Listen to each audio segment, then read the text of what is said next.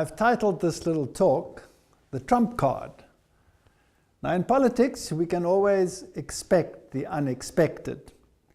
And the world was certainly taken by surprise when Donald Trump won the American presidential election. Now in politics, we are taken by surprise, but in prophecy, we have certainty.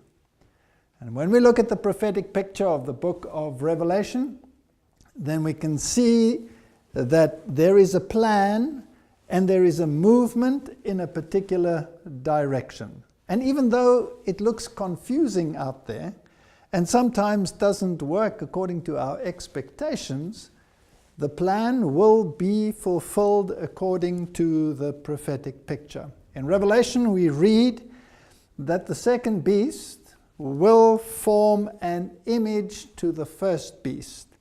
Now, the first beast was identified by the Protestant world as the papal system, and the second beast was looked at in the Protestant context, and Wesley, in his time, expected that it would soon appear. And the only one that fulfills all the criteria of the second beast is the United States of America, that would make an image to the first beast.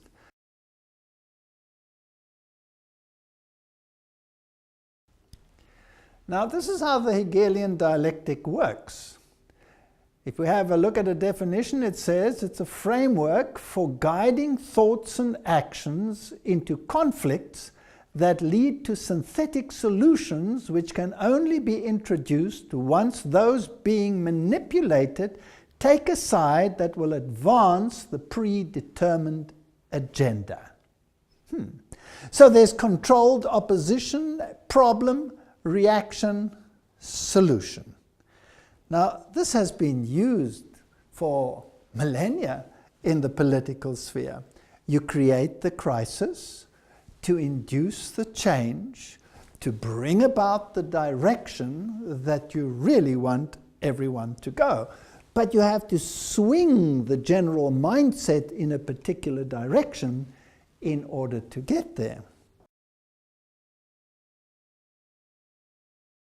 I mean, if you look at the entire world, it's in chaos. Refugees are streaming in all over.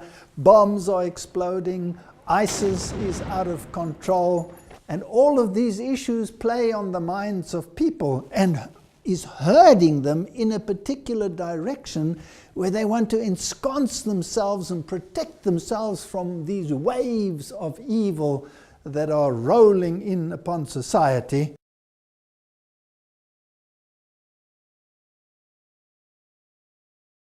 So what is the legacy of Obama and Hillary Clinton? Well, it is a liberal agenda.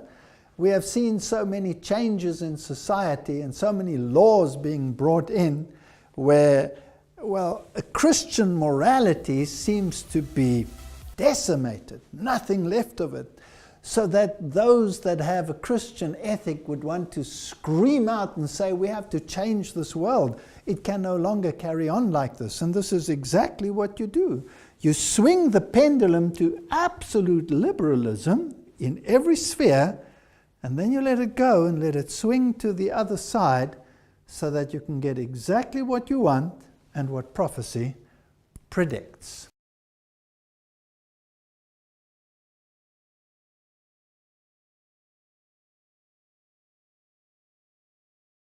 The Mail online predicted or showed that The Simpsons predicted a Donald Trump presidency, and it didn't end well. Time travel episode from 2000 featured broke nation relied on aid from China. Now, as we have seen in some of the previous series that we have made, The Simpsons the writers of The Simpsons are all probably insider individuals with more knowledge about what is going to happen in the world than most would deem possible. And as some candidates have said in the past, if something works out the way that it has worked out, it works out that way because it was planned that way. So there is that element, but there is also, of course, an element of luck maybe involved as well. Now, the Simpsons generally use many esoteric symbols in their productions, and they have been extremely accurate on a number of issues and have predicted many things that seemed unlikely or impossible years in advance. 9/11 being a case in point. Oh, I'd love to see New York. We could all go with the bus company's special Super Sitter fare. $9? This one's on me. The destructive events in the United States, and in their particular little issues, 16 years before this presidential election, they showed their character in the same dress as Hillary Clinton would be wearing, including the necklace, including the earrings, and that's rather fascinating. It's interesting that she actually wins the next election, but according to their scenario, Donald Trump would win the current election. So that's rather fascinating, and some of the statements and the ideologies that were contrasted there are, well, very strange to say the least.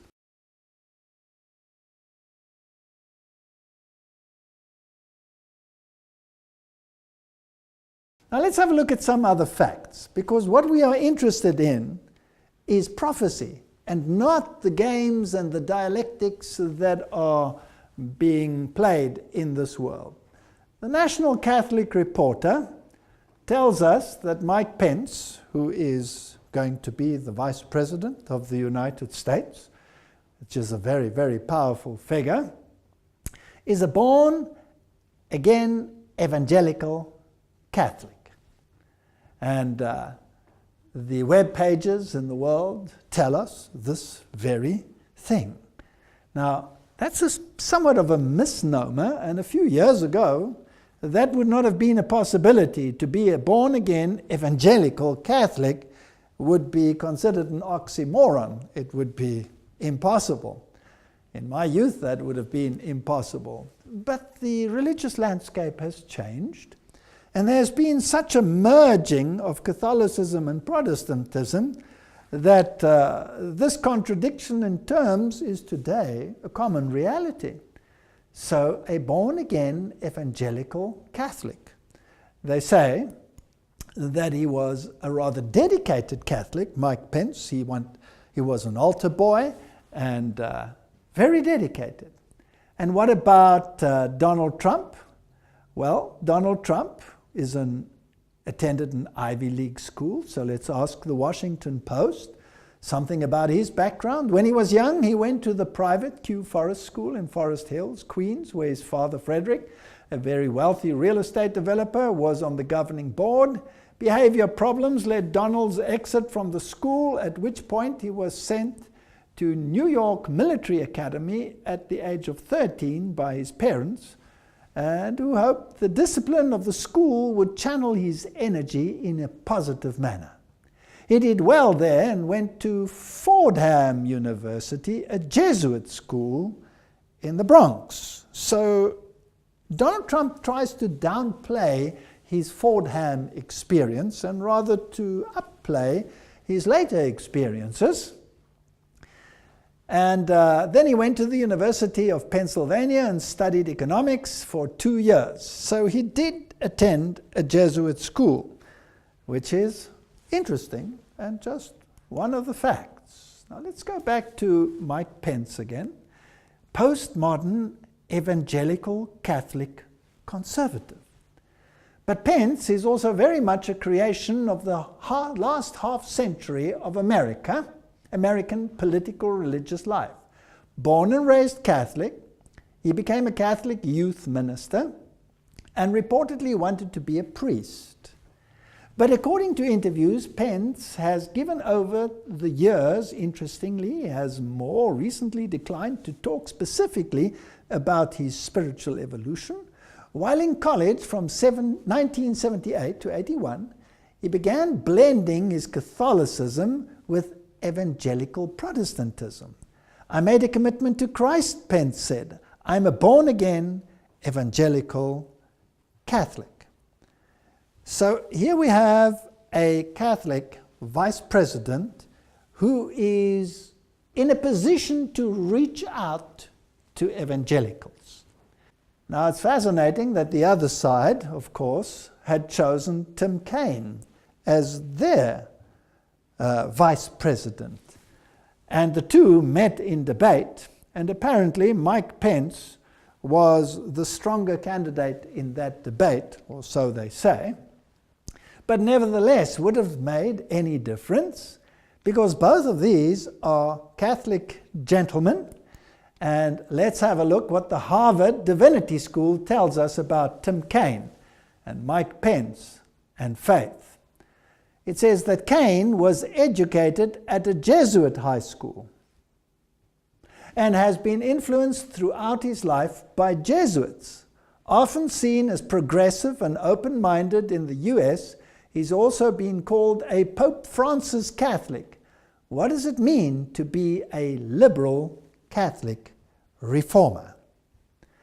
Now, this is rather fascinating. So you have these high-profile Catholics as vice presidents, the one wanting to be a priest and was an altar boy, and the other one, all his training in Jesuit environments.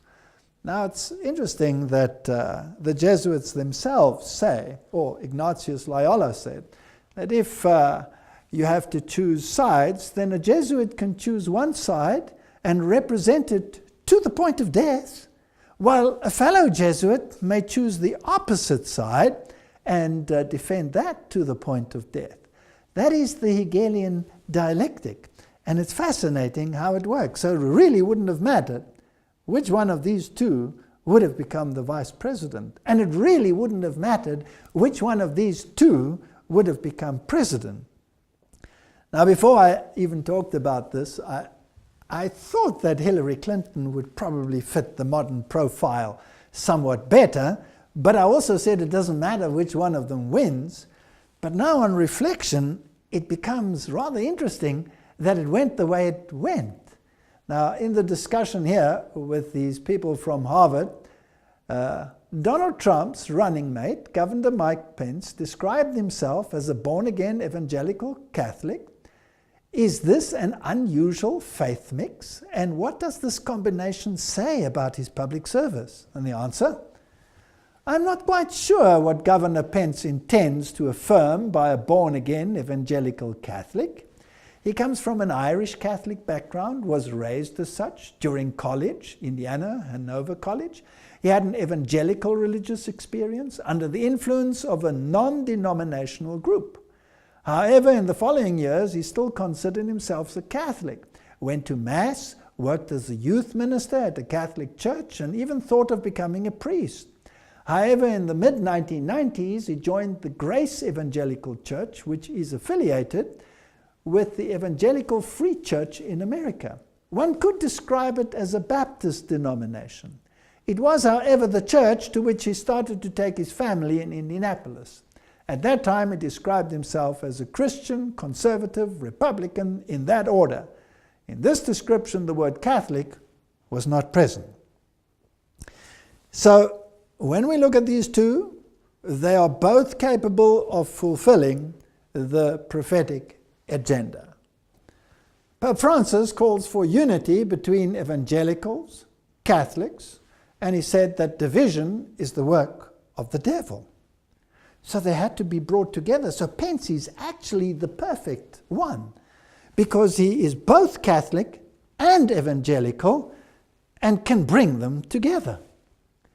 Pope Francis has called for unity amongst evangelicals, Catholics, and Christians from other denominations, emphasizing that we are one in Christ and warning that division between the groups is the work of the devil.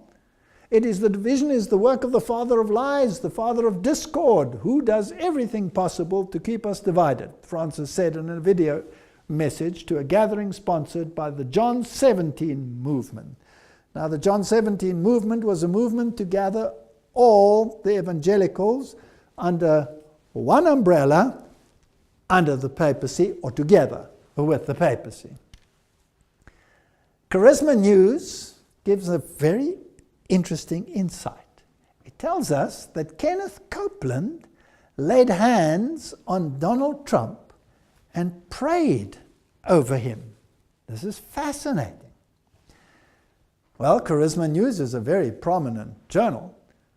Earlier this month, we reported how Paula White set up an invitation-only meeting between the Republican presidential candidate Donald Trump and evangelical pastors. That meeting happened this week, and plenty of Pentecostals were there to lay hands on the billionaire, make declarations of his life and pray. Beyond Paula White, also present were Kenneth and Gloria Copeland, and then another whole host of very prominent evangelical leaders. Where is this heading towards? Are we heading towards a union of church and state? Now, what is Donald Trump? Well, let's have a look. Religious News Services says, is Donald Trump now a born-again Christian? And when I read what the journal Christianity Today had to say about Donald Trump, about his remarks and his anti-woman statements and his wild statements, then they were, well, less than pleased, it seems. And now, afterwards, they're all scattering and trying to come together on these issues. Donald Trump has described himself as a Presbyterian and Protestant, a Sunday church person, which is very fascinating, and a collector of Bibles.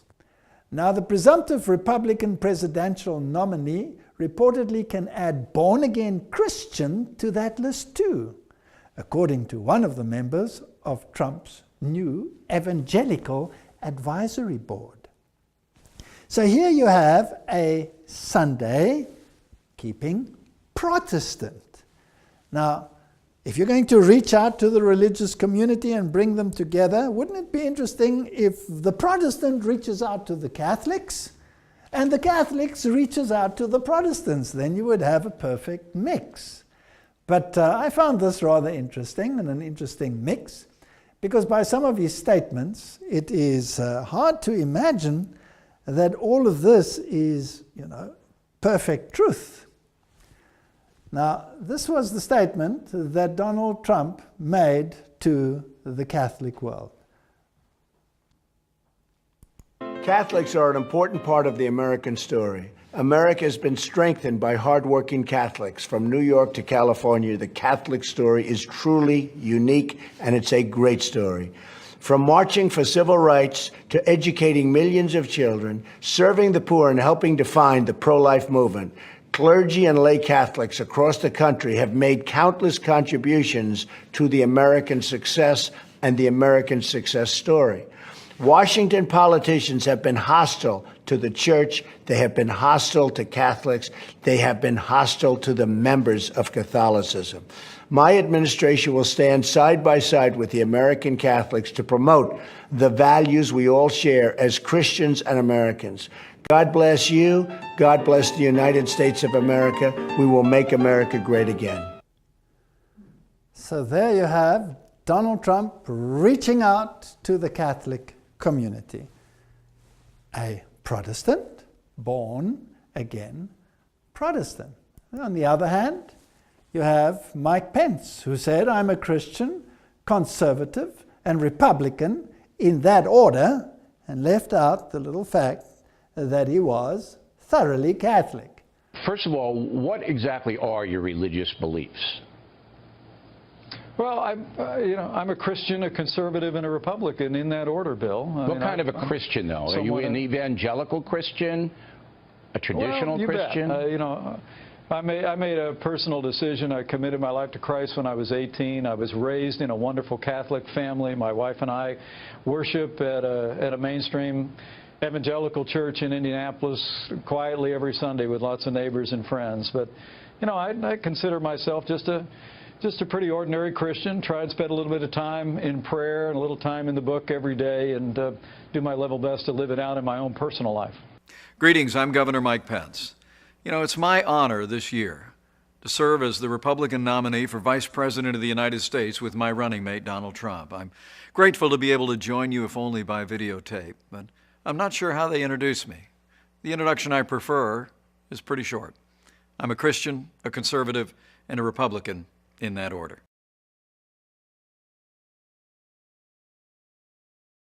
Would a speech like that make the pendulum swing to the other side? I think it could.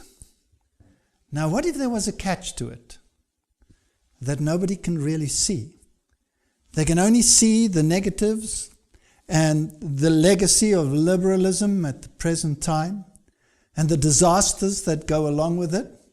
And here is this hope of the pendulum swinging to the other side and embracing this promise of a healed land and a healed society. But what if it has an arrow? Donald Trump will also sign into law legislation that will free up the voices of faith all across this country by repealing what's come to be known as the Johnson Amendment. The Johnson Amendment's literally been on the books since the 1950s, and it essentially threatens tax-exempt organizations and churches with losing their tax status if they speak out on important issues facing the nation from the pulpit. Donald Trump and I are both committed to work with renewed Republican majorities in the House and the Senate to repeal the Johnson Amendment once and for all. You know, the truth is that a careful study of American history has shown that the strength of our nation has come from our communities of faith. Throughout our history, it's been the voices of faith that more often than not have driven our nation to a more perfect union. It was the pulpits around the American founding that thundered against the tyranny of King George. It was the pulpits around America that spoke of the evils of slavery and brought an end to the scourge of slavery in America, even through a great civil conflict. And it was voices of faith and communities of faith that transformed our nation through the civil rights movement in our own lifetime, and we're a better nation for it. A new America. You heard him say that Trump was going to repeal the Johnson Amendment that muzzles pastors. During his acceptance speech, Trump thanked the evangelical community for their support, adding, "You have so much to contribute to our politics, yet our laws prevent you from speaking your minds from your own pulpits. An amendment pushed by Lyndon Johnson many years ago threatens religious institutions with the loss of their tax-exempt status if they openly advocate their political views. I'm going to work very hard to repeal that language and protect free speech for all Americans." What did JFK say? "I believe in an America where no pope and no Protestant prelate will tell the parishioners how to vote." And here we have a man who is saying that he will rescind the clause that makes it impossible for them to do so. Isn't this church and state coming together? Isn't this the clergy dictating to the parishioners views that will ensconce the values of Christianity?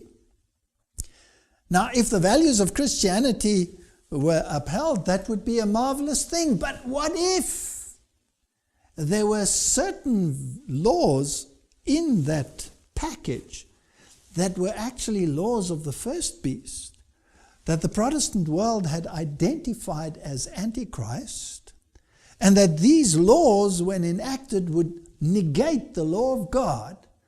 And the Bible says they have done away with your laws, and it is time for you to act. I think we are living in very interesting times. Now, the journal Politico says Trump Evangelical Advisory Board features Bachmann and Jerry Falwell. So he has an advisory board that is going to advise him on policy. Now, what did JFK say? Where no Protestant prelate will tell the President of the United States what he should do, and no Pope. And now we have a mixture of the two doing exactly that. And what did Donald Trump say about these people?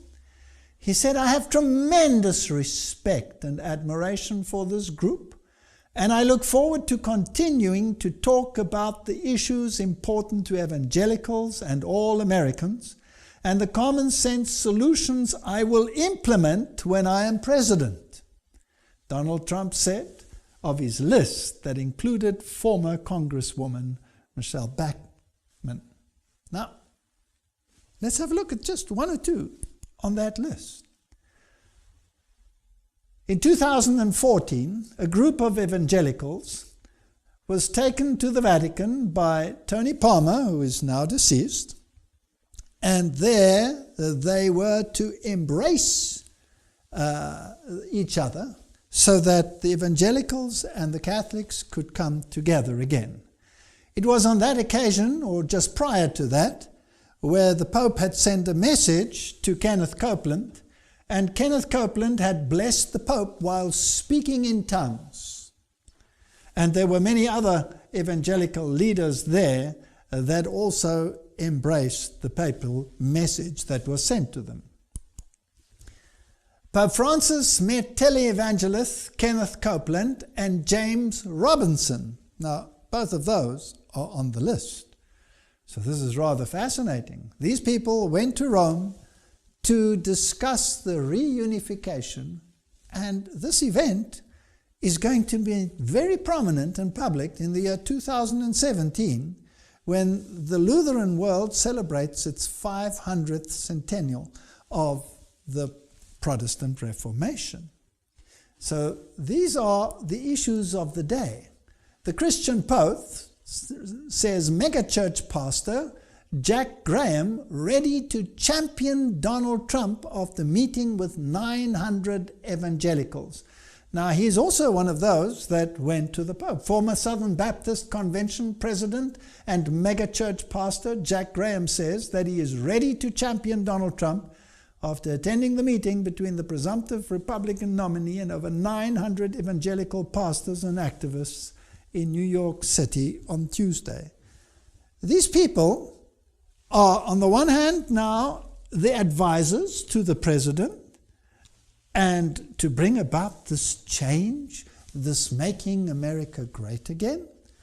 And on the other hand, they are the ones who are negotiating with the papacy for reunification.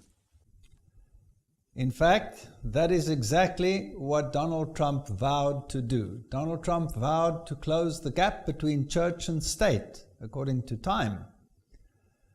And it states that the GOP presidential nominee has tripled down with one base of political support that has steadfastly remained with him: white evangelical voters, by promising to dismantle the laws that separate church and state in America. Now, it's fascinating what he said on the issue. And if you look what happened to religion, if you look at what's happening to Christianity, and you look at the number of people going to the churches, and the evangelicals know this also, it's not on this kind of climb, it's on this kind of a climb of slow and steady in the wrong direction, Trump said. A lot of it has to do with the fact that you've been silenced. You've been silenced like a child has been silenced. You have a chance to do something that will be earth-shaking, he said. I literally mean it, earth-shaking. You've got to get your people out to vote. Now, if this is what Donald Trump promised, then he is promising precisely what the Bible said would happen. An earth-shaking event that will induce God to intervene in human affairs. It's interesting that both Donald Trump and Pence said that they cherished the Sunday because that was part of their heritage and that is what they remember of their childhood. Now, the Lord's Day Alliance in the Boston Globe said the following: the Lord's Day Alliance, founded by 6 major Protestant denominations in 1888, I find these dates so fascinating, spent a century fighting to force industrialists to give workers time to attend religious services and later to protect The blue laws, those are the ones that bring in Sunday legislation. But little by little, drinking, sporting, shopping became permissible on Sundays. In the last 20 or so years, the group has shifted to advocating to an internal recognition of the Sabbath. The point is, where can a stressed out society find regeneration and renewal? Said Reverend Rodney Peterson, executive director of the group, who drew dozens of people to an interfaith conference on Sabbath observance last week at the Old South Church in Copley Square. So this was reported in the Boston Globe on November the 2nd, 2016. This is an evangelical agenda to bring Sunday back into the mainstream again. And here we have candidates, I believe, that are in a position and have the power base to do it. Because for the first time, Republicans control both houses. This is one of the most powerful presidents that the United States has ever had. And if ever there was an opportunity to bring about the prophetic scenario, it is now. I'm not saying it will happen. I'm saying it is possible for it to happen. Revelation 13 verse 15 says, "And he had power to give life unto the image of the beast, and that the image of the beast should both speak and cause that many as would not worship the image of the beast should be killed."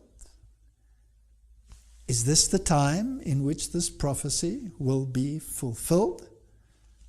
Only time will tell.